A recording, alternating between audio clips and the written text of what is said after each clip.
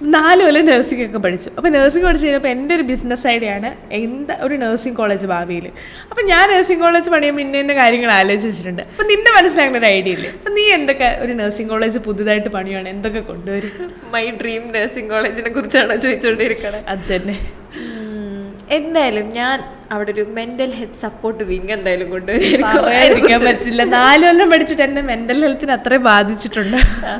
Okay, ഇനി കാര്യത്തിലോട്ട് വരികയാണെങ്കിൽ of course നല്ല ലാബുകൾ, നല്ല ലാബ് ഫെസിലിറ്റീസ്. ഇപ്പോൾ നമുക്കുള്ളത് മാനിക്വിൻസ് പോലത്തെ കാര്യങ്ങളാണെങ്കിൽ കുറച്ചും കൂടി സിമുലേഷൻ ലാബ്, നമ്മൾ അന്ന് ട്രിവാൻഡ്രത്ത് പോയപ്പോൾ കണ്ടിട്ടുണ്ടായിരുന്നല്ലോ സിമുലേഷൻ ലാബ്സ്, അങ്ങനത്തെ കുറച്ചും കൂടെ സെറ്റപ്പ് കൊടുത്തിട്ടുണ്ടെങ്കിൽ എനിക്ക് തോന്നുന്നു ഒരു ബെറ്റർ ആയിട്ടുള്ളൊരു നമ്മൾ ക്ലിനിക്സിലോട്ടൊക്കെ പോകുമ്പോൾ നല്ലോണം ഉപകാരപ്പെടുന്നത്. കാരണം ഇപ്പോഴത്തെ കോമ്പറ്റേറ്റീവ് എക്സാംസ് എൻക്ലിക്സിനൊക്കെ ഇങ്ങനത്തെ സിമുലേഷൻസ് അങ്ങനത്തെ കാര്യങ്ങളാണ് മെയിനായിട്ട് വരുന്നത്.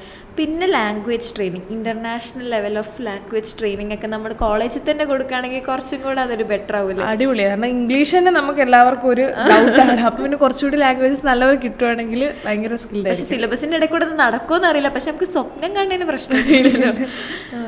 അപ്പോൾ നമ്മൾ സിലബസ് അതനുസരിച്ച് നമ്മളൊന്ന് എന്താ പറയുക, ഒന്ന് എൻജോയ് ചെയ്യാണ്ട് കുറേ പഠിച്ചിട്ട് കാര്യമില്ല. തലയ്ക്കകത്ത് കുറച്ച് കുത്തി നിറച്ചിട്ട് കാര്യമില്ലല്ലോ. നമ്മളെല്ലാം കൂടി ഇൻവോൾവ് ചെയ്തിട്ട് വേണ്ടേ പഠിക്കാൻ വേണ്ടിയിട്ട്. പിന്നെ കുറച്ച് AI ബേസ്ഡ് ഫ്യൂച്ചർ എന്ന് പറയുന്നത് തന്നെ AI ആണല്ലോ. അപ്പം അതിന് റിലേറ്റഡ് ആയിട്ടുള്ള കുറച്ച് AI അസിസ്റ്റഡ് വീഡിയോസോ അങ്ങനത്തെ കാര്യങ്ങളൊക്കെ. പിന്നെ എനിക്ക് തോന്നുന്നു നമുക്ക് ഡിജിറ്റൽ വേൾഡിലോട്ട് കുറച്ചൊരു പുറകോട്ടാണ് എന്നുള്ളത്. അങ്ങനെയല്ല ഞാൻ പറയണത്, നല്ല നല്ല കുറച്ചുകൂടെ ബെറ്റർ ആയിട്ടുള്ള നഴ്സസ് ഉണ്ട്. പക്ഷെ ഈ ഡോക്യുമെന്റേഷൻ അങ്ങനത്തെ കാര്യങ്ങളൊക്കെ പേപ്പർ വർക്ക്സ് ആണ് ഇപ്പോൾ പ്രത്യേകിച്ച് നമ്മുടെ ഗവൺമെന്റ് കോളേജസിൽ പേപ്പർ വർക്ക്സ് ആണ് കംപ്ലീറ്റ്ലി. അപ്പോൾ കുറച്ചും കൂടി ഒരു കമ്പ്യൂട്ടറൈസ്ഡ് ആയിട്ട് അങ്ങനത്തെ ഡോക്യുമെന്റേഷൻ കാര്യങ്ങളൊക്കെ എങ്ങനെയും ചെയ്യാന്നുള്ളതൊക്കെ അതിനെ കുറിച്ചിട്ടുള്ള കുറച്ച് ഒരു ബെറ്റർ ഐഡിയ.